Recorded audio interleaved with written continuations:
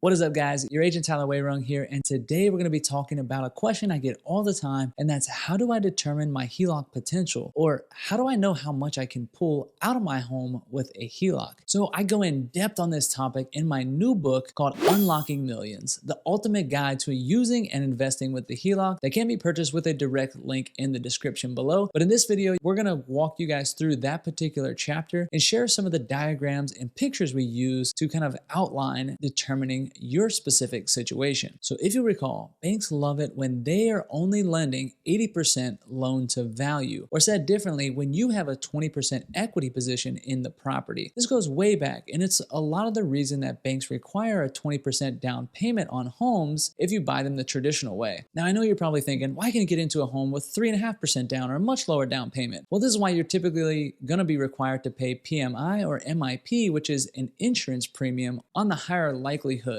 that you're going to have to default. So let's just make an assumption here that banks love it when you have 20% equity position. And so when we start to look at this diagram here, you can see that when you just have a 20% equity position or even 20% or less, your HELOC potential is essentially none. You don't have any room because that's the starting point at which a bank feels comfortable. When you have additional or a higher equity position than a 20%, they're willing to go back to that 20 because that's their comfort zone. Now, again, with your primary residence, this could be totally different, and every bank has a different criteria on which they like to lend on HELOCs. Some will go up to 90, 95% in a high market. I've even had one at 90%. But for discussion's sake, let's use the kind of rule of thumb of 20%.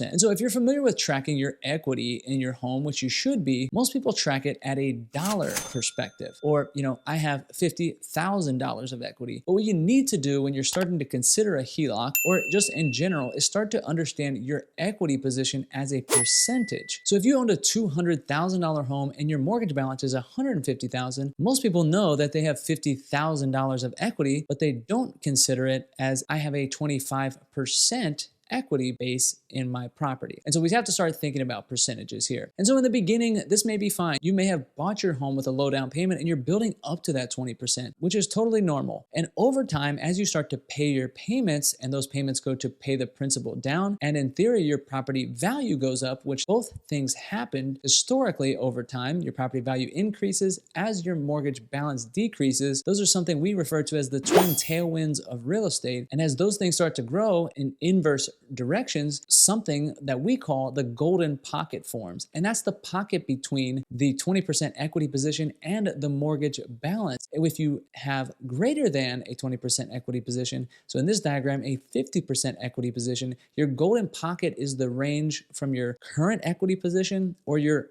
mortgage balance all the way up to the 80% of what the home is valued at. So a quick formula for that, if you're more of a formula person, is your home's value multiplied by 0.8 or 80% minus your mortgage balance, and that equals your potential for a HELOC. So if you're not familiar with how to find your home value, reach out to a good real estate agent, or if you're just kind of at the early stages and you just want a ballpark figure, you can use things like Redfin or Zillow, but just know that when you get closer to actually opening it, you're gonna want a professional's opinion of your value before you pay for an appraisal or anything like that. But yeah, you start with that, and then you also wanna be familiar with what your mortgage balance is. I know a lot of you out there kind of set it on auto pay and forget about it, which is totally fine. But in this scenario, you want an accurate depiction of what that mortgage balance is so you can get those two figures that are needed to determine where that golden pocket is in between those two figures. So as you guys can see, it's pretty straightforward, but if you got any value out of this or this was news to you, a like or subscribe on the video would be super helpful, or a share with somebody else who might be in this same situation. But when you're at the next phase, when you want to start reaching out to lenders, check out this video over here that walks you through the HELOC phone guide to make sure you ask all the right questions